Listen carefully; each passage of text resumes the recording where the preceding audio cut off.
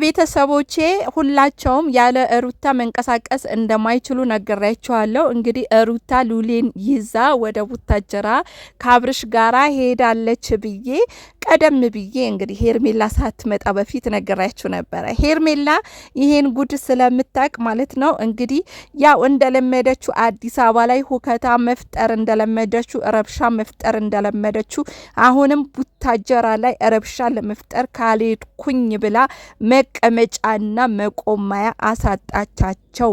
እነ ወንድሞቻቸው ደህና ናችሁ ወይ? ሰላማችሁ ወይ? እንግዲህ ሰላማችሁ በያላችሁበት ብዝዝት ይበልልኝ የኔ ውድ ቤተሰቦች ማለት ነው። ቤተሰቦቼ ግን የት ሄዳችሁ ነው?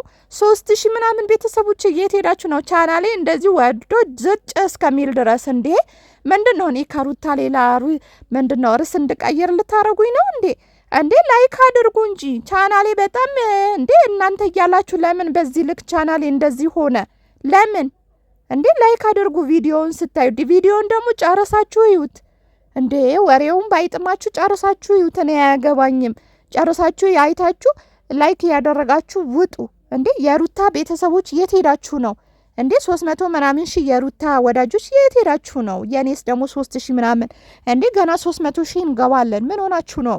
ሆ በሉ ቪዲዮውን ላይክ እያደረጋችሁ ማለት ነው። እንግዲህ አስቀድሜ ነግራችሁ ነበረ። ላይቭ ገብቼ ነበር እኮ አይታችኋል አይደል? ላይቭ ገብቼ ሩታ ሉሌን ይዛ ወደ ቡታጀራ ገብታለች ብዬ ነግራችሁ ነበረ።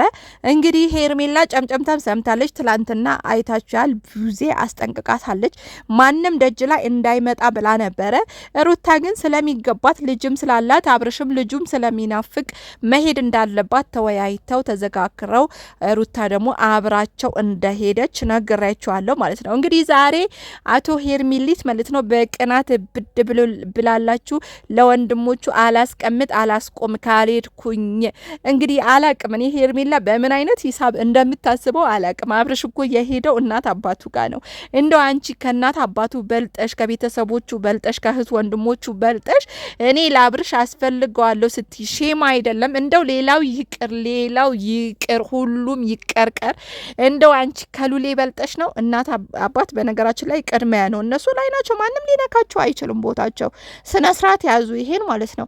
ግን አንቺ ከሉሌ በልጠሽ ነው። ከሉሌ እናት በልጠሽ ነው ለአብርሽ አንቺ የምታስፈልጊው። ምን ስላለሽ? ምን ልጅ የለሽ፣ ድስት የለሽ፣ ፊርማ የለሽ፣ 80 የለሽ። እንደው ምን ስላለሽ ነው አንቺ አብርሽ የምታስፈልጊው? ኧረ ሄርሜላ ተይ፣ ራስሽን አስከብሪ። በዚህ ልክ ግን ታይ መዋረድ ጥሩ አይደለም። በዚህ ልክ መውረድም ጥሩ አይደለም። ታይ እንግዲህ በቃ የእድሜ ለመቃጠል ሩታ እንደሆነ ቡታጀራ ገብታለች። እኔ ምን እንደምታመጡ ራሱ ማየት እፈልጋለሁ፣ እውነት ለመናገር ማለት ነው። እንግዲህ እርማችሁ ማውጡ አወጣጡ አይመለከተንም። ግን ሩታ ስለሚገባት ከማንም ከምንም በላይ ከእናት ከአባቱ በታች ማለት ነው ሩታ ናት የምታስፈልገው። ወላ እህት ወላ ወንድም ወላ አክስት ወላ ምናምን የሚባል ነገር የለም።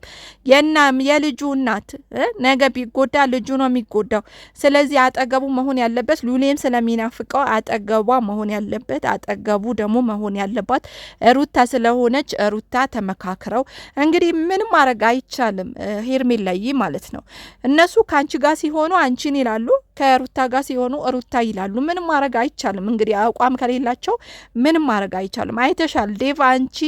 ዴቭ ካንቺ ጋር ሲሆን ከዴቭ ጋር ሁን ይላል፣ ሩታ ጋር ሲሆን ከሩታ ጋር ሁን ይላል። ስለዚህ አቋማቸው የጸና ስላልሆነ እንግዲህ አንቺ አውጥቶ ጥለውሻል። ምንም ማድረግ አይቻልም። መቻል ነው እንግዲህ አንድ የተሰጠ ነገር ሰው መቻል ነው። ሆኖም ግን ሩታ ጥላሽ ወደ ቡታጅራ ብላ በናለች ማለት ነው።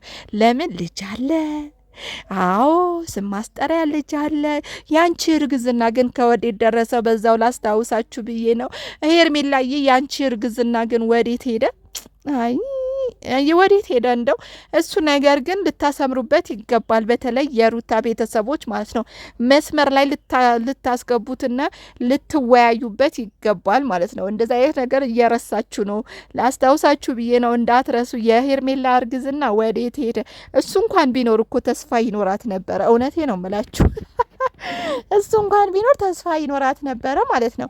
ለማንኛውም ማለት ነው እንግዲህ ምንም ማድረግ አይቻልም። ሄርምዬ እንግዲህ ጥለውሽ ወደ ቡታጀራ ሄደዋል። እንግዲህ ሄደሽ እስቲ ከእናት አባቱ እኔ እሻላችኋለሁ፣ እኔ እሻለዋለሁ፣ ለአብርሽን ያስፈልገዋለሁ፣ እናንተ አታስፈልጉም ልትይ ነው?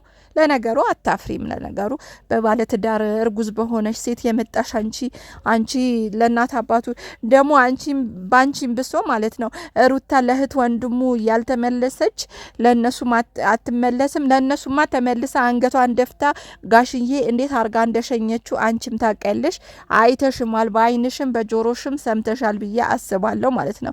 ስለዚህ እነዚህ ለአንቺ ልትናገሪ በጣም ሙክተረም ናት። በነገራችን ላይ ሩታ ለሰው ልጆች ክብር አላት። ጋሼ እንዴት አርጋ አክብራው በዛን ሰዓት ከሴቶች ሲጨፍር የነበረው አብርሃምም እንዴት አርጎ አስታርቋት እንደሄደች እንዴት አርጋ እንዳከበረችው አዘነጊውን ብዬ አስባለሁ። ካላየሹ ቪዲዮ እንድታዩ ደግሞ አሳስብሻለሁ ማለት ነው። ሆኖም ግን እንግዲህ ወደ ቡታጀራ ሂጂ። ለነገሩ ከተማ ማየቱ ጥሩ ነው።